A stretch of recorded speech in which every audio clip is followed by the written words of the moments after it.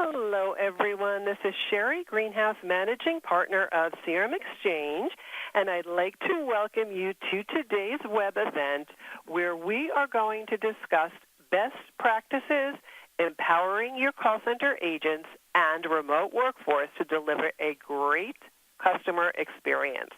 Now what I'd like to do is introduce your presenter for today, Rich Fox, Vice President, Contact Center Solutions at Evolve IP. Rich's extensive background includes 25 years of operations and technology roles that span product management, application development, contact center leadership, technology infrastructure, and voice communications. So you can see Rich's headshot there. You know who's speaking, and there's lots of great information on that slide. So what I would like to do now is turn this event right over to Rich. Why, thank you, Sherry. Good morning, good afternoon, good evening, everybody. Appreciate your time today. Here's our agenda at a high level. We'll talk about sort of the challenges associated with agents and specifically the remote workforce, how to make those folks more productive. We'll spend a lot of time talking about work from home, as well as the benefits of work from home programs.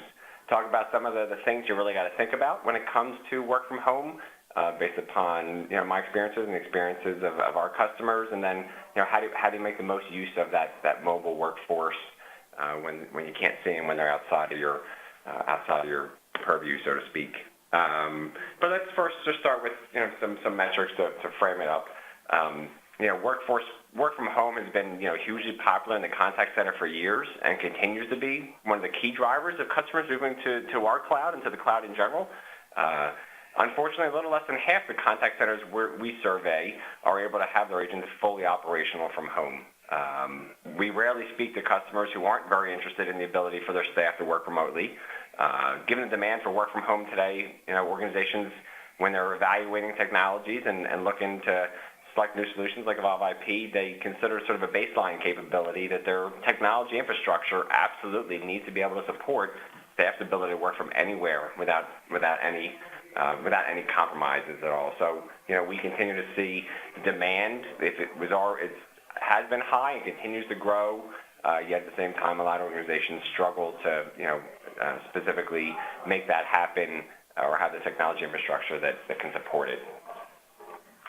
So let me at least talk to you about some of the benefits. Some of them you probably implicitly know, but driven by a bunch of different factors. One, obviously our goal is to enhance employee productivity, and we'll talk a good bit more about that.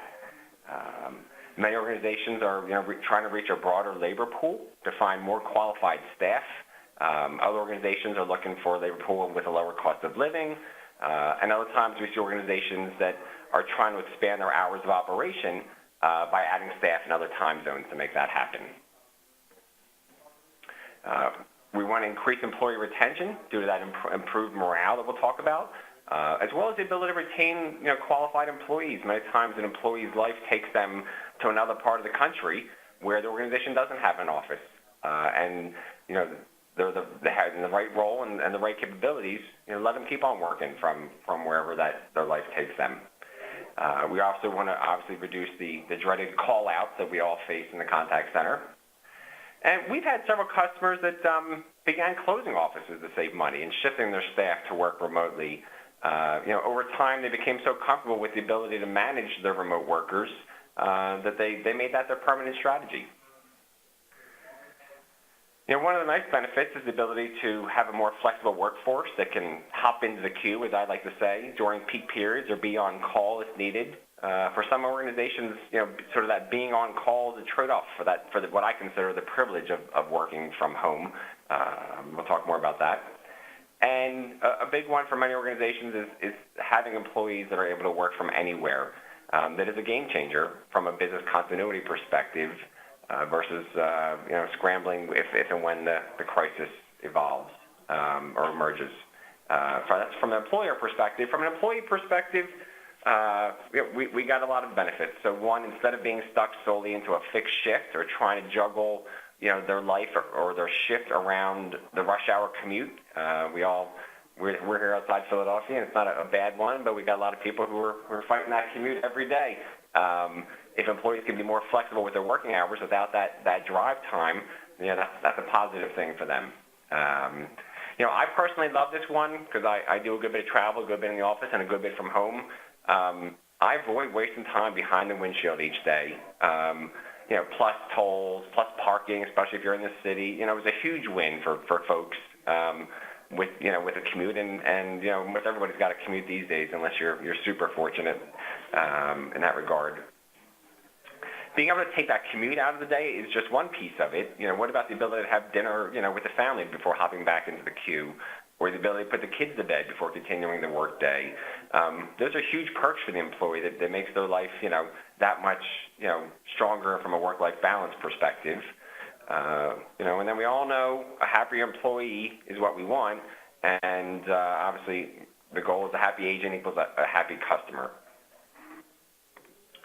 And finally, for many work-from-home users, they can be more productive without the distractions of the workplace. They can be productive, they can be focused, they're not bombarded with loud talkers, people stopping by their desk, and sort of the many other productivity killers that we face in the workplace. Now, there are some downsides to that, but we'll talk about as well, but that's sort of the key benefits that we've seen from an employee perspective. So that's the good. Let's talk about some of the challenges we have to face. This is the first hurdle most organizations need to overcome. From our surveys, nearly half of the executive leadership teams just simply aren't ready to support work-from-home users or initiatives. We'll talk a good bit more about that in just a moment. Call quality, and in this context, I'm talking about the actual quality of the physical call. Does it sound choppy or garbled? Does it sound like the agent's halfway around the world talking into an echo chamber? We're going to discuss how to ensure calls sound crisp and clear regardless of the agent's location. There are a plethora of new questions that need to be answered when staff are going to work from home. This is one of the key stumbling blocks that needs to be addressed and thought out well in advance to ensure a successful program, and we'll talk about those. Sort of after you figure out all those challenges and how you're going to handle them, you need to have very clear policies. They need to be created, they need to be documented. From there, you've got to pick the right employees that can be, for a work-from-home program, you got to properly set their expectations about what you expect of them, about their responsibilities, and how that program is going to be managed and supported, because it is a pretty dramatic shift. And then ensuring that those remote agents are just as productive, or hopefully even more productive, than those agents situated, in the office is certainly a goal. So let's talk about them. We all love to blame our bosses, and in this case, you can actually blame the boss. Although I don't suggest you do it too loud or too publicly, but there are even some of the executives on this call who hopefully feel differently, with the knowledge they'll receive in this webinar. But 46% of them say, of the folks we speak to are unable to get leadership approval from work from home. So what's the problem? Why doesn't every organization embrace it? 40% of the time, the call center simply doesn't have the ability to monitor their remote agents, or are afraid they won't produce if they aren't in the office. Here at Evolve IP, our customers have those same leadership tools regardless of the agent's location. All the calls are recorded, reported, tracked, can be monitored regardless of the agent's location or what device they use to answer the call, whether it was on a handset, a mobile phone, a soft phone, and even regardless of where the supervisor is operating from that day. So both leadership and agents can operate from anywhere without any loss of functionality or control. About 65% of the customers we have have some form of regulatory compliance they need to meet, from the common HIPAA and PCI and high trust to a host of other regulatory hurdles. And leadership is legitimately concerned about ensuring that these obligations are met 100% of the time. At Evolve IP, we deal with these challenges on behalf of our customers every day, and our focus is really helping customers extend their compliance into our cloud. And finally, 35% of the survey respondents, felt their organization didn't have the right hardware or software capabilities to support work from home. Here's when you want a technology partner like Evolve IP that's flexible enough and nimble enough and capable enough to handle sort of every customer situation differently.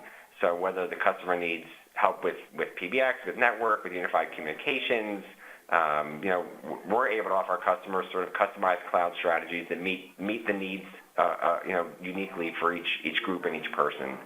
So let me give you some examples. So we have customers that want 100% of their employees to work from home via cell phones. We have customers that want 100% of their employees to work from an office using an auto answer, into a headset, and everything in between. So I have an interesting customer here I've been working with in the healthcare space for the past 6 years, and their strategy has shifted dramatically over time, which I thought was relevant. So when we started working with them, we replaced 400 individual phone systems across the country with a single enterprise contact center that allowed them to save, $10 million per year in IT costs, dramatically increase their inbound, phone service levels by pulling their several thousand agents, across the country, and eliminating concerns about downtime due to power outages or carrier issues. What this customer led this customer to us was Katrina, taking out about 20 of their offices in the Louisiana area, and they needed to have a better solution. They couldn't be down. So that was sort of the first round, was replace all these phone systems, give them one enterprise solution. Then healthcare, more managed healthcare, they felt the pinch of that, and they shifted their strategy. And they began closing offices to save money. So hundreds of their employees started shifting from working from home without skipping a beat.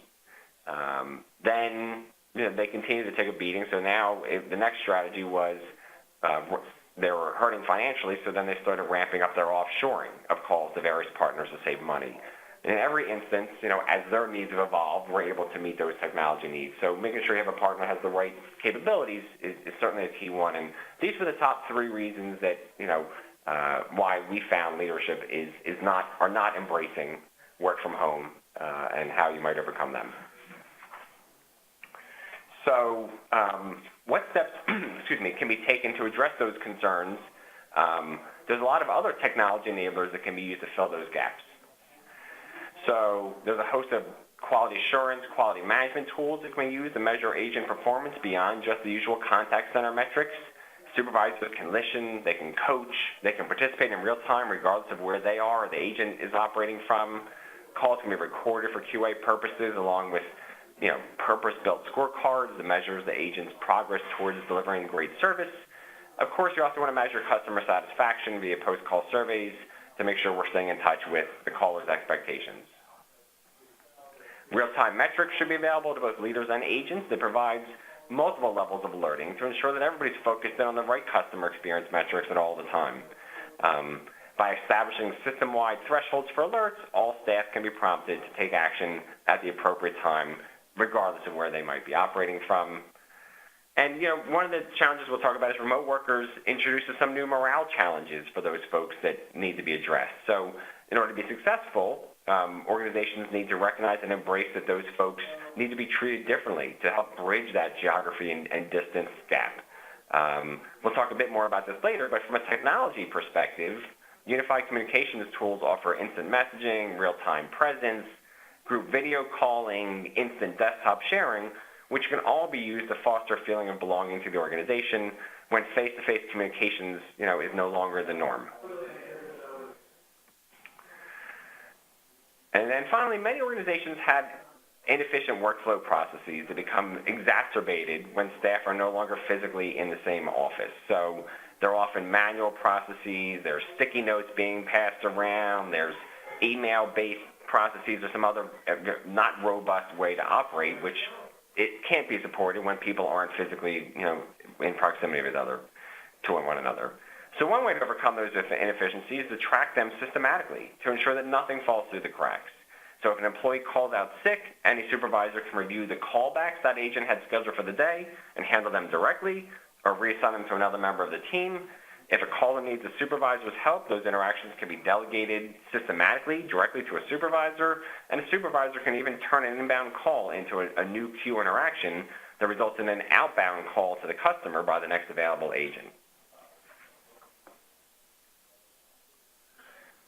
So let's talk a little bit about that call quality. After we are a call center, we want to be in the business of talking over the phone.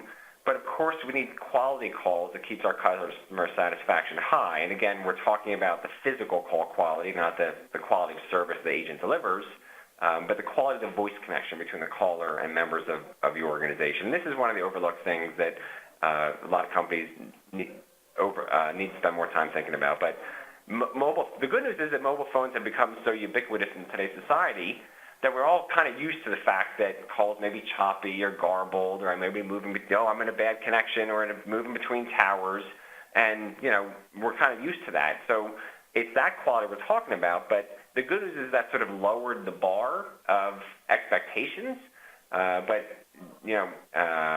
everyone's kind of is used to that kind of choppiness at times. But for many organizations, that wouldn't be acceptable if you were talking to their call center agent. So. And so this gets into the conversation around how are you connecting to the cloud contact center? Are you doing it via private network where there's some kind of connection purchased between the organization and the cloud provider via carrier, or is it a public connection where it's just going to ride the internet? When it's a private connection, you're able to guarantee what's called quality of service, or QoS, is the terminology. And through a private connection, you're able to completely control the technology elements that can negatively impact the quality of calls. When you use the public internet, you're basically plugging into the internet and routing those, connections that you're sharing with neighbors and other businesses and other social media hungry people. You're simply riding the waves of the internet, which can at times be untamed and crush a call's quality. So let's talk a moment about QoS more along these lines. So what is QoS, or quality of service? QoS has several technology elements that I won't bore you with specifically, since you all can access that via Google to learn sort of all the gory details, but I'll give you the concepts. So QoS in a nutshell is about ensuring the priority of your voice traffic. Your voice traffic travels in small chunks called packets. And if those packets get delayed or take some circuitous route and arrive out of sequence, your calls can become garbled or choppy. With QoS, the network prioritizes those packets just like you and I prioritize our day, but it does it in real time, in nanoseconds, since voice traffic demands a high-quality connection.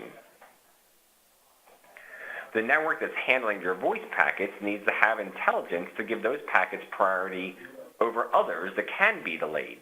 So if the network's getting congested, QoS will delay your web search a few milliseconds through this intelligence, or delay the email, things that you'll never know that occurred, and by prioritizing the voice traffic over that web search or some other type of traffic that is less tolerant, or more tolerant, I should say, for a delay in the connection. So similarly, some heavy streaming download can be slowed down to make bandwidth available for voice traffic that needs to sort of leapfrog ahead because it's more important and simply can't be delayed. Even the transactions being conducted inside one of your business applications can be modified by the network, since nothing is as important as that voice call. So a private network gives you QoS, it understands the different types of traffic, and prioritizes them accordingly. When your voice traffic travels a public network without any specialized help, there is no prioritization, there is no intelligence, and all traffic is basically of equal importance, and the end result is sporadic periods where calls are choppy or difficult to understand the other party. So why would you use a public internet connection to handle your voice traffic? Well, it's become incredibly cheap, that's why. The availability of very, very high bandwidth connections at dirt cheap prices makes it very compelling.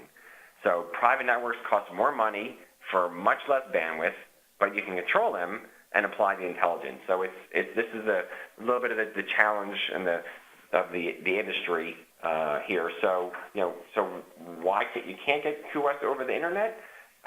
It's simply a conglomeration of many interconnected networks that just aren't smart enough to support QoS. Every request you make on the web may take a different path depending on what's going on. That's just the nature of the internet. And if you called your home broadband provider for support and tell them you're having problems with voice quality, they're not going to help you. So there isn't a cavalry, so to speak, on the internet. Now, that said, I painted a bleak picture, but let's talk about some options there. For corporate offices, there are solutions that allow you to sort of leverage multiple public connections, apply a QoS techniques. Here at Evolve IP, we call it Cloud Connect, which is a purpose-built solution that allows our customers to have their cake and eat it too, or in this case, their QoS, in this case, their QoS and their cheap internet connections too. So Cloud Connect basically allows our customers to fully leverage multiple internet connections, seamlessly moves calls and other traffic back and forth across those connections, and every connection is evaluated in real time, and the best path is chosen for each and every packet. For your remote workers, it's a different story, so there's multiple options too. First off, we recommend that you start by testing your soft phone. So most organizations want to start with a soft phone for their agents. So we say start there. We find that solves 85, 90% of the new users' needs without any issue at all. But there are going to be instances where there's something about someone's house, something about their provider, something about their connection that just isn't reliable enough for voice traffic. And for those users, there's a whole host of options, such as installing a physical handset, leveraging a mobile phone or a landline, for those of you that remember those, or working with their internet provider, to provide a different type of connection, such as a business-grade offering, which may cost more. But there's always options there, and there's sort of the more done with the exceptions than the norm. So there's a lot of questions that you got to answer and you need to think about when you start down this path, and before you actually have people doing it. And so there's a lot here. We'll have the slides. We have more resources in this front. I'll just share some of the. I just threw some in here for you to think about. But things like on the financial side, what costs will be reimbursable to the employee? Do you buy them a desk and a chair? What kind of office equipment do they need? And how much are you willing to pay or contribute towards those things? And then how do you deal with the fact, after the fact, you bought them a desk and now they left? So you got to sort of think through the financial aspects of things, and certainly legal as well. Who and how will support the equipment employees' home? So if you're on the East Coast and someone moves to the West Coast, what happens if they're sort of stuck? What happens if they need some physical help? What happens if they need help listing things? What happens if they need help with connections? Who's going to do that hands-on help? And is that how you want to figure out how you want to cross that hurdle? And similarly, what do you do to make sure customer information remains confidential and isn't exposed to other people in the house or the home? So there's a lot of things that these questions and others sort of feed the policies that then become sort of your guidebook or your program that then sets the expectations for the employee that sort of sets the stage and sets those expectations we talk about. And sort of one other final set of questions to think about is, is it okay if the employee is also responsible for the kids at home, or is that not allowed? Are they expected to not be the primary person responsible for dependent care? Is working at the kitchen table okay? Is working at the kitchen table okay if they have a dog? Or do they need to be behind a closed office or some part of the house with a door? And how do you make sure of that? What KPIs do they have to have each month to retain, again, the privilege of working from home, if that's how it's presented in your organization? And what if they aren't meeting expectations and now they need to come back to the office? What shift do they get, right? So they likely are working a different shift. Now, what shift are they stuck with, potentially, if they have to return to the office? So sort of the gotchas that people need to think about ahead of time so that everyone goes into it, eyes wide open and with transparency along the way. So, we've talked about a bunch of solutions that can be leveraged to overcome that leadership approval hurdle. I've just listed them out here on this slide, and I'll just hit a few, additional points that we haven't talked about. You want to make sure you've got comprehensive analytics that gives you the complete insight on the customer experience and the agent's performance. You want to make sure supervisors have that information at their fingertips in both real-time and historical fashion. You want business intelligence offerings that can provide data visualizations, trend analysis, and the ability to sort of incorporate non-call center data into the reports. Workforce management, obviously a big one that would go well from a leadership perspective, but having agents with detailed schedule based upon the volume projections is another key way to keep your agents on track throughout the day. not only that, but then you have leadership with real-time visibility to an agent's adherence to that published schedule. Workforce management adds the critical KPI of schedule adherence that can be ingrained into the culture to ensure agents are doing the right things at the right time throughout the day. So, you not only I know a lot of people have fear about I can't see them, they're not in the office, but with workforce management, are they doing the things that I expect them to do when I expect them to do them? And quantitative measures of that, goes a long way to allaying some of those concerns. We touched about this earlier, but post-call surveys, you really want to be able to give your callers a chance to rate their interaction, their level of satisfaction, so that managers, again, have better understanding and they have feedback on how they're performing and specifically how their agents are performing. One that the demand continues to increase here is, dialers. So, using an automatic dialer, preview power, predictive dialers, remote agents can be fed a steady stream of calls, both inbound and outbound. So we can keep them just as productive, just as busy during their entire shift as well. So, in general, remote agents are a great way to boost productivity, cut costs, maintain a fully staffed team of skilled employees. So while there are some concerns that arise by these folks working remotely, they can all be overcome. They can be overcome by coupling, management and leadership with, purpose-built technologies like those we've discussed today. So remote agents are a great addition to the contact center arsenal. It can help, ensure not only high quality of service, but help make the 24/7 customer service a reality while keeping costs, as low as possible. So just some additional recommendations along the way. Clearly defining your policies, documenting them, and making sure your staff is aware. Some organizations have a handbook specific for this purpose that the employee needs to read and assign or acknowledge through various means that they fully get these policies. But transparency is certainly key. Certainly knowing that, well, geez, I got to maintain these KPIs, and I have to have my home set up in a certain way, and I may come back to a different shift. Are all things that you want people to know of, well in advance. Things along those lines. I know I hit this a few times, but I like to say work from home is a privilege, unless that's a corporate strategy like I talked about earlier, but it's a privilege that can be revoked.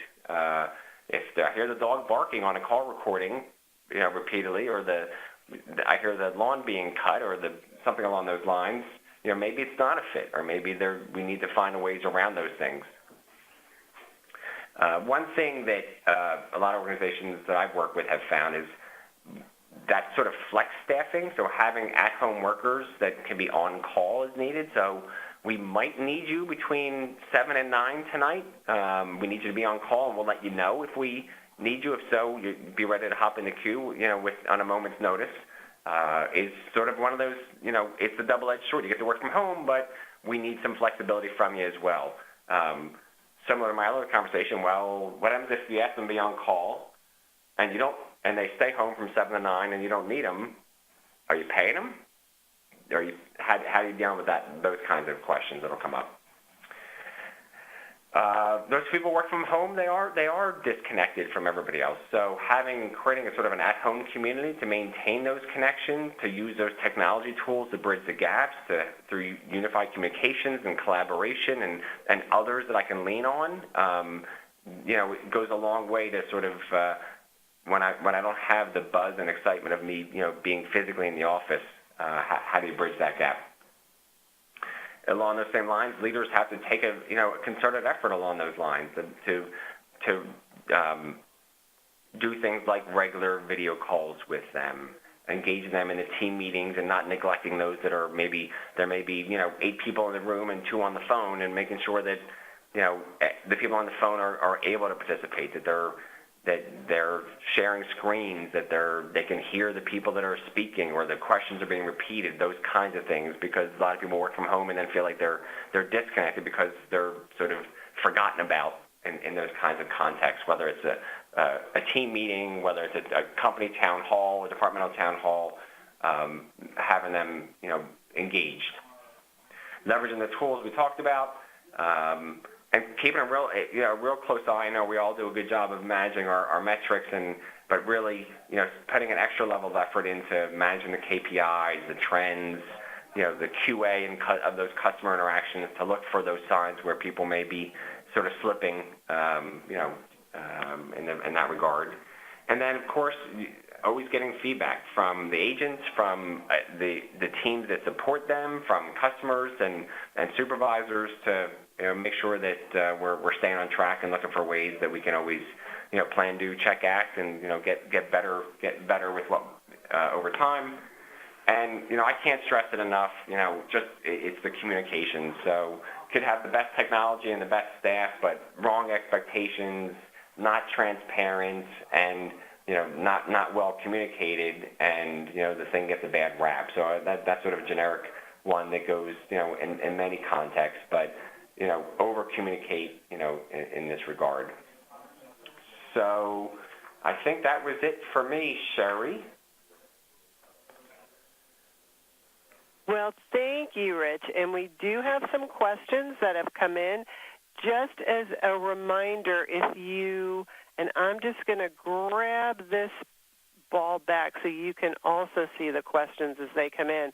Over at that Q&A tab, at the bottom of your screen is where you can put those questions in. What seems to be the trend with at-home agents? Do you see that growing slightly by leaps and bounds? How is that? What do you see happening? Well, I think it has been growing and continues to grow. Like I said, it's become the baseline expectation. So when we're talking to new customers or prospective new customers, that is one of the things that people want, whether their current system can't support it, whether their call recording or some other elements can't support it. But it's certainly a baseline expectation, and we're seeing more and more people, they maybe have a basic program or a rudimentary program, and they want to expand it. So it's either, I don't have it, and I want it badly, and to move forward, or I've got something, and it's working for me, and I need some new tools and new capabilities to sort of make it better and further roll it out. So I would say, in general, it is... it's everywhere, and it's being adopted universally. Is it leaps and bounds? I wouldn't necessarily say leaps and bounds, but I'd say at every organization we deal with, there's a group of people that are doing it, either every day or on a regular basis. So I think, and a lot of new organizations are small, entrepreneurial firms. There's lots of organizations now that people there is no office at all, right? Everything's virtual. And we're seeing that as well. Okay, let's see. Have you ever experienced or seen where individuals that work at home exceed those that work at the work, from a premise office, right at the workplace? Are you seeing any differences in productivity? Yeah, that's one of the things. So yes, for sure, in both directions, and that's really it's gone. I've seen it go both, positive and negative. And the negative, was more around people feeling disengaged and losing that sort of the buzz, and that's where leadership and the tools need to step in.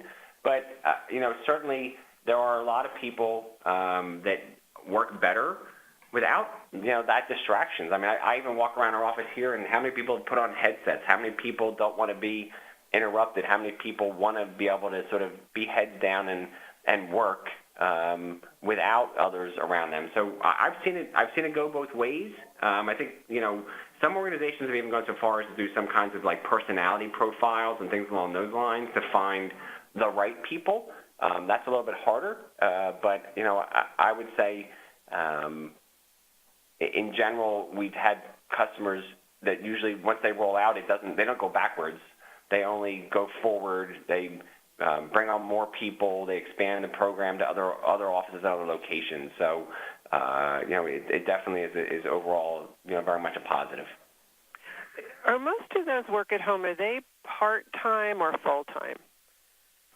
I don't think there's an even answer on that one. I think work from home for a lot of organizations does lend itself to getting that larger labor pool, and specifically of part-timers. So if I can get some people that can work that when I have those peak demand periods, that's a win. So we pull more people into the workforce that way, and sort of suits their needs, in their life of the right balance as well. So I would say, we see more and more of that part-time filling in. Not that you can't do full-time. I think some organizations that have the full-time workers do like them to come to the office in some periods of time. Not always possible based upon, if their life takes them to another part of the country. But, come in once a week, come in once a month, come in for the team meeting, and those kinds of things. So I think that helps.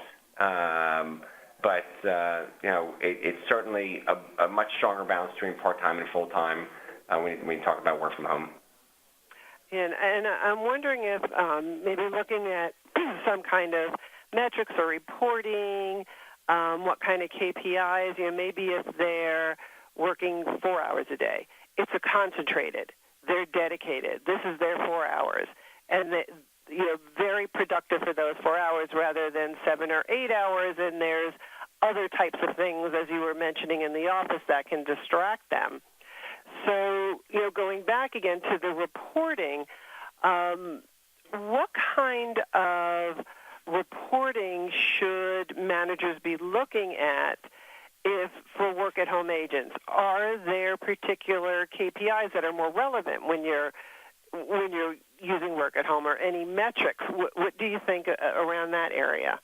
I think it's the same metrics. I think, paying close attention is important to them. So whether it's, when you don't have the people, that are walking around and looking over your shoulder, so to speak, you have to make a more conservative effort, from a call quality and a QA perspective. So, but for me, it's the same. So it's still your call quality. It's your first call resolution. It's your schedule adherence. It's the same things that you would be looking at. I don't think there's different things. I think sometimes you'll find people, just like you do in the call center, like talk times can get longer. Maybe they're feeling a little more isolated, so they're looking a little bit more at some time for personal interactions. So they may become a little chattier, for instance. But I don't necessarily think that's a bad thing. But others might disagree. So I don't think the metrics really change. I think the KPIs of the organization really are driving it, and should drive who has who gets that privilege, who gets to retain that privilege, and along those lines. So I don't think there's a dramatic set of metrics that I would look at specifically from work from home. No. Right. Okay. So talking about dashboards and wallboards in particular, and thinking about what Evolve has. Some contact centers need to look at certain things, and others don't. So with Evolve, is it the wallboard's customizable, the dashboards? How does that work? Sure. So every call center is unique and special and different, and I mean that. But everybody does look at things different. I mean, whether it's a report, whether it's a wallboard, I want this calculation, I want it in this order, I want to use these labels, everybody wants stuff differently, and everyone wants it customized to the way they operate and the way they look at the world. So, a big part of what we've done here is make sure that things are, customizable, so that if one team only wants to see their particular interactions and a subset of those interactions, great. Another team wants to see something different, and a manager wants to see everybody, and they want totally different metrics. That's great. I mean, so the views can all be customizable. A lot of them are widget-based, so each person can sort of have the look and feel that they want. The underlying calculations are consistent across the organization, so that I can't sort of cheat myself, so to speak. But yeah, to your point, everybody wants sort of looks at different things at different times, and so our system is sort of designed to support that. Okay. There's a lot of talk about Omnichannel. From what we're seeing, many companies have multi-channel but not true Omnichannel. So where do you think that capability of Omnichannel helps the agent most, and does Evolve support Omnichannel? Sure. So, there's a lot of muddiness, I'll say, around multi-channel and omni-channel. So let me at least spend a few seconds on that. A lot of organizations have the ability to handle, calls and chats and emails, but they're oftentimes, even if it's from the same provider, they're really three different technology stacks, so to speak. Maybe it's three different sets of administration, three different sets of user modification maintenance, three different sets of reporting is a big one. So I have all these great tools. I have the tools, they're just not, sort of all together and from a single underlying solution. So when we say omnichannel, we mean sort of a single engine, a single reporting engine, a single set of business logic, and for the agent, one tool for all that. So I don't have to go to three different tools to manage three different types of interactions. I use a single tool. It has the same look and feel. And, so from the agent's perspective, and from a leadership's perspective, my ease of onboarding, my ease of training is great when I don't have to learn three different things or log into three different things. And it just the interactions look exactly the same, other than sort of the sort of nuance around a call versus an email versus a chat. You have to sort of have those things built in there, but the otherwise, 80% of it's the same, and the little variation is sort of the nuances for each channel means, agents can be more productive faster, when it's done that way. So I think, to answer the answer to your question is, sort of the ease of which agents can operate, versus in an omni-channel versus a multi-channel, and the ease of the customer can move between those channels and have sort of the same consistent interaction regardless of how they interact with the company. Okay. You had briefly mentioned something about IVRs. So realistically, how difficult or easy is it to set up a self-service IVR so more of those calls are automated rather than going right to the agent?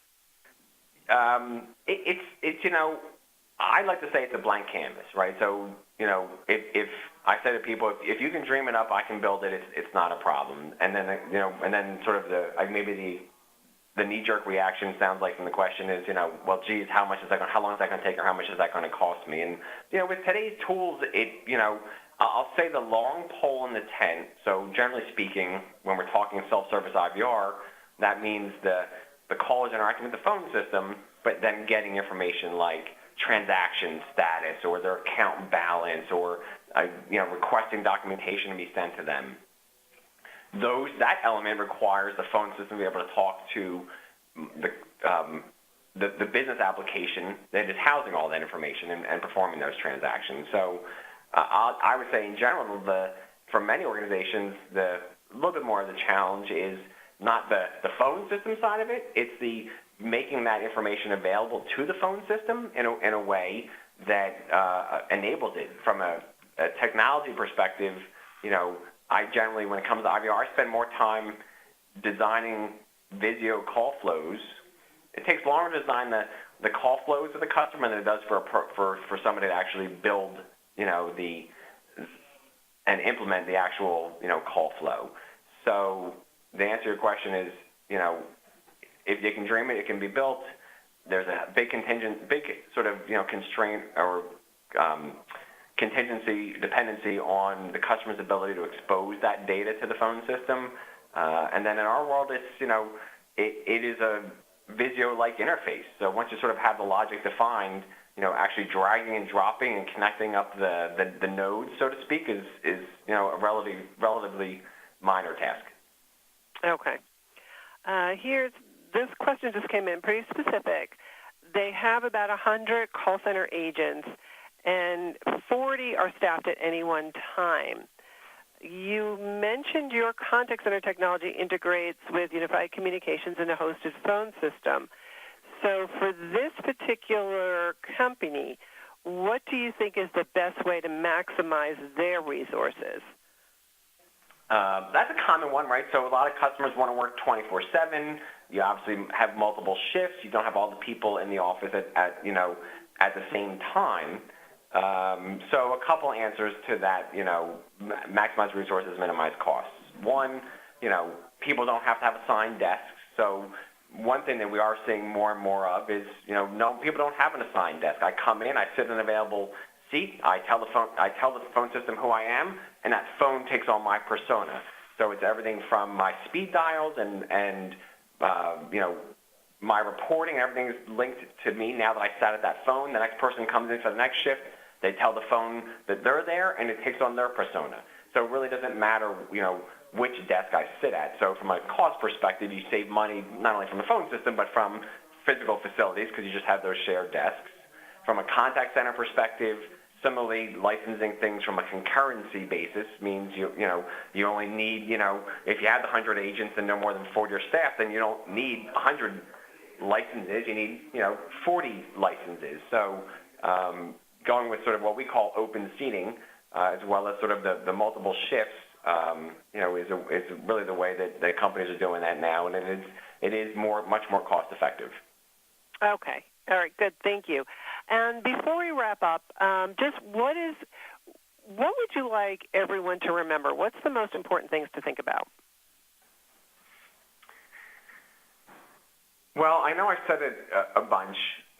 One is sort of the going at least from a work from home perspective, going at it eyes wide open and thinking it through. I think, and communicating. I think from a technology perspective, it's making sure you have those technologies you need to overcome those leadership hurdles that really mean that agents really can be fully productive from anywhere with no loss of functionality from a leadership perspective or an agent's perspective, and that you'll need the technology that can support that, and you need sort of a partner that can be nimble and flexible and capable enough to make that happen. So I think those are really probably the key takeaways. Okay, great. And that seems to be all of the questions we have. And thank you, Rich, for this presentation on work at home and some of those best practices and sharing some of the things that your technology can do for us in the contact center. We appreciate that. And thank you to everyone that has joined us today. We always really appreciate when you do spend that hour with us. And please remember to fill out that survey form. There's only 3 questions. In about 24 hours, you will receive the PDF of the deck that you saw today, as well as the recording. So at this point, we are closing this webcast. Have a wonderful rest of your day. Thanks, everybody. Bye-bye. Take care.